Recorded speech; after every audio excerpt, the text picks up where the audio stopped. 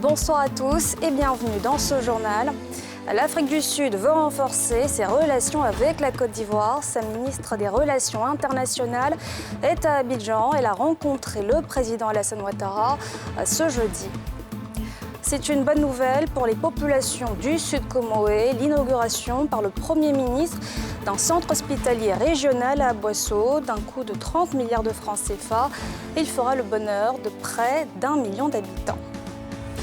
Et puis la télévision analogique vit ses derniers instants dans le Grand Abidjan. Dès le 13 novembre, le signal sera définitivement éteint au profit de la télévision numérique terrestre. L'Afrique du Sud veut donc renforcer ses relations avec la Côte d'Ivoire. Son président est attendu en décembre prochain, en prélude à son arrivée. La ministre sud-africaine des Relations internationales est dans la capitale économique. Elle a rencontré le chef de l'État ce jeudi. Les précisions sur leurs échanges dans ce récit de Pierre Dipomela. Docteur Grace Naledi Mandissa Pandor, présente à Abidjan dans le cadre de la grande commission mixte ivoiro-sud-africaine. Une commission qui prépare les accords à signer lors de la visite officielle en décembre prochain du président sud-africain Cyril Ramaphosa en terre ivoirienne. Elle a été reçue par le président de la République Alassane Ouattara. Les discussions ont porté sur les projets d'accord entre l'Afrique du Sud et la Côte d'Ivoire. Nous avons co-présidé la grande commission mixte ivoiro-sud-africaine. Donc nous sommes venus rendre compte à son Excellence, Monsieur le Président de la République, de nos travaux. Il faut dire que nous avons vraiment travaillé avec son Excellence, Madame la Ministre, au sein donc, de la commission mixte. La ministre sud-africaine a aussi salué les efforts de la Côte d'Ivoire dans la lutte contre la Covid-19. Nous avons également abordé la question de la pandémie de la Covid-19 et les progrès effectués par nos deux pays. Il y a des progrès substantiels effectivement qui sont donc accomplis par les deux pays, mais nous avons mis l'accent sur la nécessité de fabriquer, de produire les vaccins ici en Afrique, donc afin que nos populations puissent y avoir accès le plus facilement possible. La valeur globale des échanges commerciaux entre la Côte d'Ivoire et l'Afrique du Sud est de l'ordre de 370 milliards de francs CFA. Il s'agira, lors de cette visite, de renforcer les échanges commerciaux. Sur un total de 23 projets de coopération en cours de négociation, 10 sont finalisés ou en voie de l'être. C'est un ouf de soulagement pour les 800 000 habitants du Sud Comoé. Un centre hospitalier régional a été inauguré ce jeudi par le Premier ministre à Aboissau d'un coût de 30 milliards de francs CFA. Il bénéficie de plateaux techniques ultra-modernes. À Aboissau, Nadjarija et Kimo Eric. Qualifié de noyau du réseau de soins dans le Sud Comoé, le centre hospitalier régional d'Aboissau porte bien son titre. Construit aux normes internationales, sur une superficie de 10 hectares, ce joyau sanitaire est équipé de 200 lits, d'un bloc opératoire de 3 salles, d'un scanner, d'une salle d'hémodialyse, d'un service de radiologie, d'un service de réanimation, d'un pôle mère-enfant, d'un bloc d'urgence et de laboratoire pour un montant total de 30 milliards de francs CFA. Grâce à son plateau technique, le CHR permettra de délivrer des soins continus, intégrés, équitables et de meilleure qualité, accessibles à un plus grand nombre grâce à la couverture maladie universelle. Grâce à ce CHR, les quelques 800 000 habitants de la région pourront bénéficier de soins de qualité. Fils d'Aboissau, l'ex-ministre de la Santé à Kaolé, par ailleurs président du Conseil économique, social, environnemental et culturel, a exprimé la gratitude des populations. Pendant de longues années, les populations du Sud Comoé ont désiré avoir une telle infrastructure pour répondre à leurs besoins légitimes d'accès aux soins de santé de qualité. Aujourd'hui, avec Alassane Ouattara, c'est une réalité. Aussi, chers parents, voudrais-je en cette heureuse occasion et en votre nom tous, adresser notre profonde et infinie gratitude. Remettant officiellement cet établissement hospitalier, le Premier ministre a invité les agents de santé au dévouement pour leur sacerdoce. Oui, vous vous sacrifiez, mais vous l'avez choisi parce que vous aimez les hommes. Sur vos épaules repose celle de l'effort et de la droiture, celle du respect dû aux âmes et aux corps affaiblis, celle de l'attention humble et délicate, celle des mots splendides de Louis Pasteur qui traduisent à merveille ce que je viens de dire. Soigner, c'est guérir parfois, soulager souvent et écouter toujours.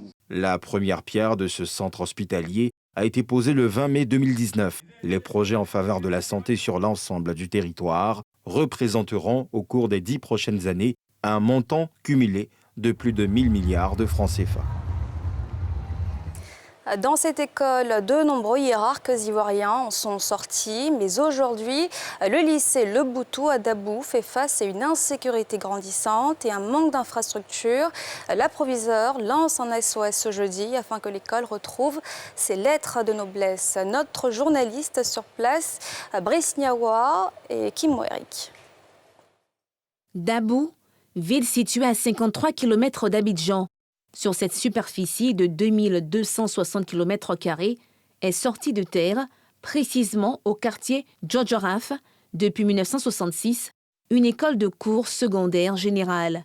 Au départ, lycée moderne 1 et lycée moderne 2 de Dabou en 1966, c'est en 1992 que cet établissement a été érigé en lycée moderne Le Boutou de Dabou, ce qui signifie le peuple en langue adjoukrou.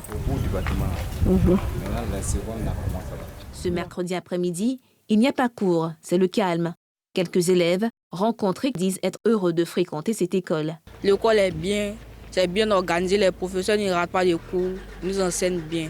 Nous encadrons les élèves avec des cours de renforcement et à partir de ces échanges avec les élèves, ils arrivent à surmonter toutes les difficultés. J'aime ce lycée. Je suis fière de travailler dans ce lycée. Le centre d'information et d'orientation, l'infirmerie, les aires de jeu, autant de structures pour permettre une bonne éducation dans ce lycée. Parmi ces infrastructures, un internat d'une capacité de 250 lits exclusivement dédié aux filles.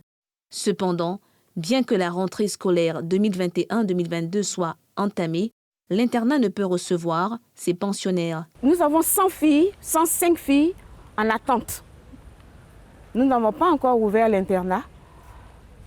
Nous attendons à la fin des congés de Toussaint pour ouvrir, si nous avons l'autorisation d'ouvrir à cette période-là. Parce que nous attendons le budget de l'État pour pouvoir ouvrir l'internat. Alors que la demande, elle est très forte. Aussi le manque de salles de classe bien équipées, l'insuffisance de salles d'eau, de sécurité et par-dessus tout, la présence de ce petit village impromptu sur le site de cette école sont autant de défis majeurs pour cette responsable pédagogique soucieuse de la quiétude de ses élèves et de ses collaborateurs. L'insécurité du lycée provient de là, à 90%. Il y a la drogue, il y a les cyber à côté, il y a même des dépôts de boissons là-bas, dans l'établissement. Puisque c'est ouvert, à cause du village, il y a des civils qui entrent et souvent ce sont des règlements de compte les vendredis après-midi ou les jeudis après-midi. La semaine dernière, nous avons eu un élève de TA4 qui a été agressé sous les TEC. Il a fini ses cours, il rentrait et il a été interpellé par 2 individus qui voulaient lui arracher son téléphone. Âgé de 55 ans, aujourd'hui, le mythique lycée Le Boutou de Dabou a vu les premiers pas de plusieurs élites comme l'actuel maire de Dabou, Yédé Niagne Jean-Claude, l'ex-préfet d'Abidjan, Vincent Irié-Tobi, le journaliste Akasaye Lazare. Le pavillon ivoirien, planant dans ses airs, montre qu'il continue encore de former les élites nationales. La réhabilitation et le développement infrastructurel de cette école lui permettra de retrouver son lustre d'antan. La télévision analogique vit ses derniers instants dans le Grand Abidjan. Dès le 13 novembre, elle sera remplacée par la TNT, la télévision numérique terrestre. Une annonce du ministre de la Communication, des Médias et de la Francophonie ce jeudi. Brice Niawa, Tanguy Conan. Le coup d'envoi de la campagne d'extinction du signal analogique dans le Grand Abidjan est ainsi donné par le ministre de la Communication, des Médias et de la Francophonie, qui s'est réjoui du travail abattu par la Société ivoirienne de télédiffusion. J'ai moi-même lancé sur les différents écrans analogiques la bande qui annonce l'extinction du signal analogique pour le 13 novembre 2021. La migration de la diffusion analogique vers la télé numérique était non seulement un challenge au niveau international pour notre pays, puisqu'il s'agissait de respecter un engagement international, mais c'était également un défi institutionnel, un défi économique et financier, et même un défi social à relever. Devenu obsolète, le signal analogique sera définitivement éteint le 13 novembre prochain. Pour bénéficier des 7 chaînes nationales gratuitement, y compris la NCI, nouvelle chaîne ivoirienne, chaque ménage devra avoir un décodeur et une antenne TNT. Il y a cette continuité au niveau de l'audiovisuel, il n'y a pas de rupture. À partir du moment où on éteint l'analogie, donc il y a la TNT qui reprend la relève. C'est ce qui se passe dans le monde entier, que ce soit dans d'autres pays. Vous allez voir que la TNT, c'est d'abord une technique qui se déploie région par région, et c'est ce que nous essayons de faire. Si on coupe l'analogie, ça peut ne pas m'inquiéter, parce que dès lors, je suis allé payer mon décodeur et tout. Actuellement, c'est ça qui joue chez moi. En tout cas, les images, le son, en tout cas, ça me va droit au cœur. Cette campagne d'extinction s'étendra plus tard sur toute l'étendue du territoire national, afin de permettre à toutes les populations d'avoir la télévision numérique terrestre en haute définition. Après de nombreuses années exclusivement consacrées aux salariés, la Caisse nationale de prévoyance sociale s'ouvre aux travailleurs indépendants. À cet effet, elle lance ce jeudi une vaste campagne de sensibilisation et d'enrôlement de cette catégorie de travailleurs, comme nous le montrent Salif Yalekoué et Mathurin Badé dans ce reportage. La Caisse nationale de prévoyance sociale au secours des travailleurs indépendants qui bénéficient désormais de prise en charge à travers un nouveau régime social. La CNPS a créé un produit pour cette population qui représente la majorité de la partie active de la population. C'est ce que nous appelons travailleurs indépendants. Ce sont les commerçants, les artisans, les transporteurs, les dames du vivrier, le monde agricole qui représente la grande majorité. Et toutes ces populations représentent à peu près 7 millions de personnes qui étaient jusque-là en marge de la protection sociale. Après cette présentation, l'équipe de la CNPS s'est déployée dans plusieurs communes de la capitale économique ivoirienne. Ici à Yopougon, on essaie de démontrer le bien fondé d'un tel produit. Tu ne payes pas 5 francs. C'est avec la pièce seulement. Quand on écrit ton nom, on enregistre. Maintenant, quand on va commencer la maman, si tu as payé 3 600 par mois, en raison de 100 francs, 110 francs par jour, tu es malade, tu as 15 000. Grossesse, tu as 90 000. Retraite, au moins 20 000 par mois. C'est pas petit, à maman. C'est la CNPS qui fait ça. Des populations adhèrent au projet. Je pense que c'est bon de se faire déclarer à la CNPS parce que c'est aussi un profit aussi. C'est jamais pu avoir un problème. En cas d'accident, tout ça, c'est très important. Quand il y a un problème, c'est comme si c'était une assurance aussi. Voilà. À vrai dire, ma maman est déjà à la CNPS et j'ai vu que vraiment, ça l'a aidé à plusieurs reprises parce que quand on a eu des décès, elle a eu chose à voir des choses de façon, bref, là-bas plus rapide, quoi. Donc c'est pour ça que je me suis adhérée dedans aussi. C'est le 17 juillet 2019 que le gouvernement ivoirien a annoncé au terme d'un conseil des ministres l'adoption d'une ordonnance portant institution du régime de prévoyance sociale des travailleurs indépendants ainsi que son projet de loi de ratification. Ils sont la preuve que le handicap n'est pas un frein à la culture de l'excellence. 100 enfants ont été récompensés hier mercredi pour leurs admissions aux examens de la précédente année scolaire. C'était en présence de Jean-Michel Quadio et Tanguy Conan. Reportage. Ce sont au total 100 élèves qui ont été récompensés lors de la cérémonie de célébration de l'excellence à l'attention des pensionnaires des écoles spécialisées pour les personnes en situation de handicap, dont 55 élèves de l'école ivoirienne pour les sourds et 45 de l'Institut national ivoirien pour la promotion des aveugles. Une initiative du secrétariat d'État auprès du ministère de l'Emploi et de la Protection sociale, chargé de la protection sociale. Objectif, faire la promotion des élèves en situation de handicap sensoriel, admis aux différents concours à grand tirage. Je vais continuer de bien travailler au collège pour avancer. Je vous remercie. Ici à l'école des sourds, j'ai eu un prix et je veux continuer à bien travailler. La cérémonie a réjoui les parents de ces élèves vulnérables qui ont travaillé avec abnégation. C'est une immense joie. Il n'y a rien de tel pour des parents de voir les enfants arriver jusqu'au CM2 et puis aujourd'hui être récompensés. Vraiment, c'est vraiment une immense joie. Les encadreurs ont indiqué leur fierté et souhaité que l'insertion des handicapés dans la société soit à tous les niveaux. La barrière de la communication est la difficulté majeure que rencontrent nos enfants dans leur cycle scolaire. Nous pouvons surmonter le handicap si ces besoins spécifiques-là sont pris en compte dans les prescriptions générales. Que cette barrière de la langue-là soit levée, que des réflexions soient menées pour que une solution idoine soit trouvée. C'est vraiment pour nous une joie immense. Ces enfants vraiment se sont illustrés brillamment à ces concours-là. Comme je l'ai indiqué tout à l'heure, les moyennes qu'ils ont obtenues sont largement supérieures à la moyenne nationale. Bravo et félicitations, chers enfants. Je vous encourage à continuer ainsi pour les années à venir. Il est temps maintenant pour nous de creuser davantage la problématique de la vulnérabilité physique et psychosensorielle des enfants dans notre pays. Cette journée d'excellence en faveur des élèves handicapés est la première depuis la création de cet institut en 1974. Ce sont au total 500 étudiants handicapés dans les universités aujourd'hui.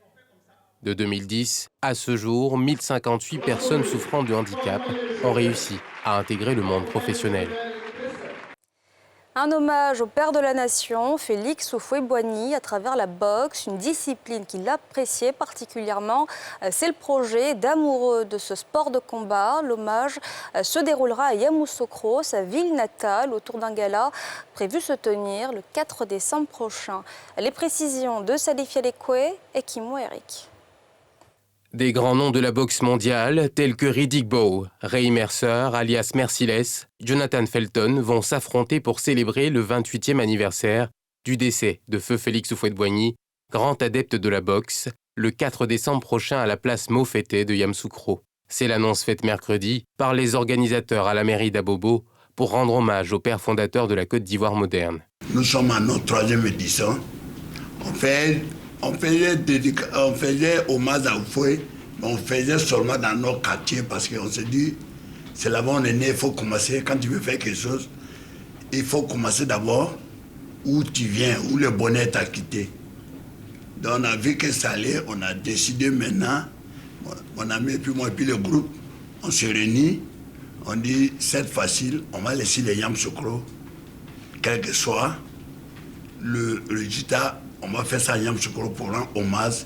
On est là pour aider la boxe ivoirienne, pour promouvoir la boxe ivoirienne. À l'époque, on nous traitait des enfants de la rue. On nous traitait de louba.